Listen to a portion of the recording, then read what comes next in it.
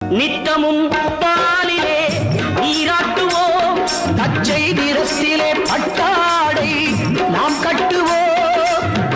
நித்தமும் பாலிலே நீராட்டுவோம், பச்சை நிறத்திலே பட்டாடை நாம் கட்டுவோம்.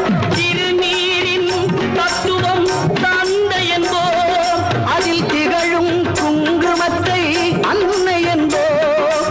திருநீரின் தத்துவம் தந்தை என்போம், அதில் திகழும் குங்குமத்தை அன்னை என்போம்.